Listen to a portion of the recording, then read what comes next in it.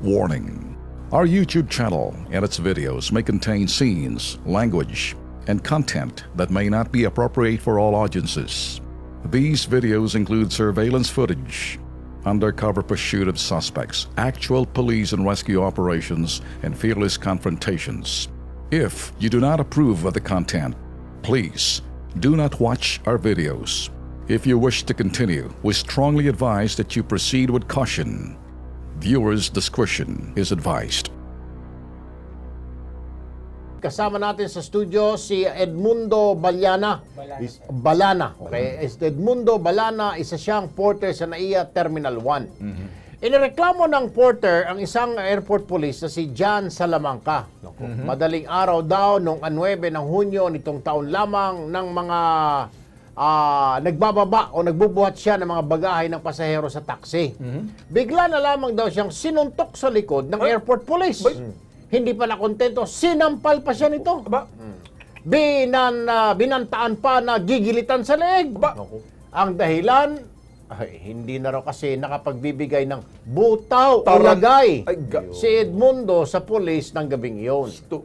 Anyway, magandang hapon sa iyo, sir. Magandang hapon po, sir. Alright.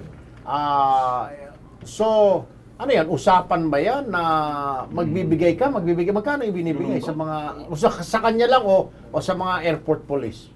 Ano po kasi yan po, sir, yung pag-alimbawa po kami, may kumikita po kami, kusang binibigyan din po namin sa kanila. Parang ano din po para sa kanila. Tong? Komisyon? Ganon. Butaw nga eh.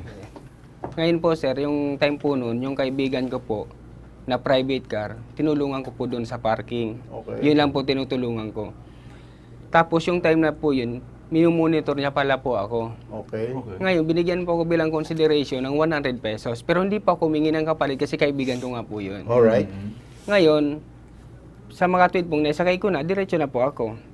Yung pala, sumunod sa akin bigla, sir, sabay sinuntok ako dito sa likod. Hanggang ngayon, sir, iniinda ko pa rin yung suntok niya sa likod ko. Tapos, nung nandun na po ko sa area na nakatayo po, may tatlo po siya dun kasama ding airport police. Tinawag ngayon po ako. Pagkatawag po sa akin dun po ako sinampal ng 2 beses po dito. Sino nagsampal naman sa'yo? Si Salamanca po. Si Salamanca John. pa rin. Yung ibang police, hindi mo siya inawat? Nandun lang po, sir, sa Nakatingin harapan. lang. Okay. Okay. So itong usapan ito or obligado ka talaga magbigay ng 20 sa kanya. Nangingi po sa amin yan, sir. Naghingi. Ah, Alright. obligasyon. Obligasyon. Sandali lang, Edmundo, ha. Para sa kilos prontong aksyon, nasa linya ng telepono ito, Tolben. Maring Alex, sigurado ito. Si Ed Monreal, General Manager ng Manila International Airport Authority. Sir Ed, good afternoon. Magandang hapon. Erwin po, Erwin. Apo. Kasama po natin si Tolben Tulfo at Alex Santos. Live po tayo, sir, sa PTB4 at sa Facebook, sa Kilos Pronto po itong programa. Sir. Magandang hapon po kay Sir Ben at Sir Alex. Sir, meron po kami isang porter dito na si Edmundo na nagrereklamo, lumapit dito dahil binugbog po siya, sinuntok, sinampal ng airport police dahil hindi niya nabigyan ng butaw nung araw na yun, nung 9 ng Hunyo.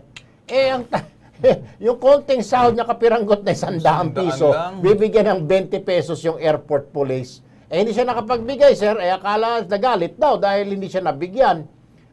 Paano ho ba ito, Sir Ed? Siguro yung mga ganito, kailangan masampulan ho ito at alam ko namang maraming gustong maging airport police, sir.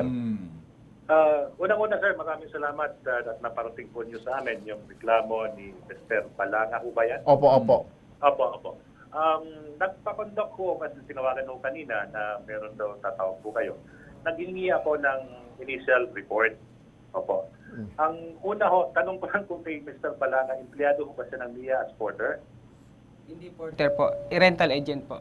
Rental agent. Ng Jollibee po, transport po. Rental agent ng Juribim. Transport, sir. Okay. Unang-una siguro hindi sa porter. Opo. Sabi niya po kasi illegal porter daw po ako, sabi ni Salamanca. Sinabi ni Porter. Salamanca. Okay. Kaibigan ko po yung tinulungan ko po. May tinulungan. Okay. So, unang-una ho, ako ay nagulat kung anong reklamo at pagtuturing sa kanya. Mas maganda po siguro pumunta siya sa aking tanggapan. Ayun. At para makuha natin ang both sides na yung nag-aakusa at saka yung naakusa para ma-establish po natin. Ang initial report po sa akin, hindi siya porter ng NIA. Hindi nga daw, Porter. Hindi raw po, hindi. Oo. Hindi. Okay. Kasi meron kaming tribe ngayon. Hindi ko sa kanan, meron kaming tribe. Kasi dami na hong mga illegal na mga porters dito. At malungkot man nung sabihin. Marami hong mga porter na mga kuminsan nang hingi na hindi naman dapat.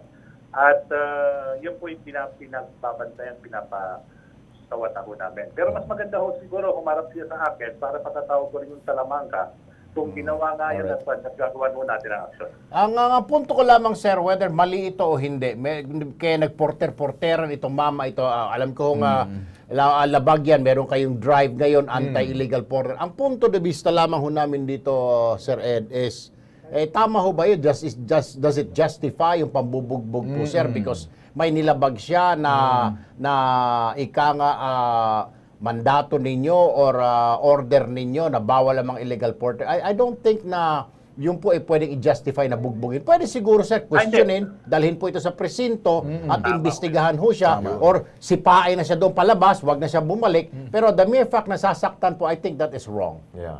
I fully agree, sir. Hindi ho dapat ginawa yun. Kung totoo yun, kami po'y Meron po siyang medical certificate, sir, to prove his claim na sinaktan po siya given po ng isang ospital. Yung araw din na yun, Sir Ed. Opo, pakipadala lang po yung dokumento para Alright. matulungan natin At- kung talagang ginawa Sige yun po. na hindi ko tayo Pasamahan po ng staff namin, sir, para Ay, mabuti po. ma-document. ma-document. Okay. Sir Ed, sakaling mapatunayan itong si Jan Salamanca talagang ito'y mabigat ang kamay dahil lang sa kotong. Anong gagawin niyo rito? Ito ba Yun. isasampulan? Tatanggalin na ba to? Kasi para wag pamarisan. Sakali ho nakita niyo ho na hindi ho tama. Anong as the kind of signal? Sabi nga ho ninyo kanina, marami nag-a-apply na maging airport police. Ayun. Yun. Okay. Eh, Bueno. Sanabi ko na sa'yo. Pag si Sir Ed Monreal ang kausap po, Yun. wala na. Hindi ka na magdadalawang Wala isip na. pa. Thank you po, General Manager Monreal, sir. Mabuhay po kayo. marami po salamat sa tiwala natin. Thank you. Okay. Oh, dahil ano rin to para tong binuksan niya nga can of worms na meron palang humihingi ng butaw Hindi dyan. natin alam eh. Oo. Mas lalo siguro yung mga regular na porter. Baka talagang, yung mga regular ba na porter nagbibigay talaga? Kalakaran ba yan dyan? Opo, sir. Yung Yun, sir. oh.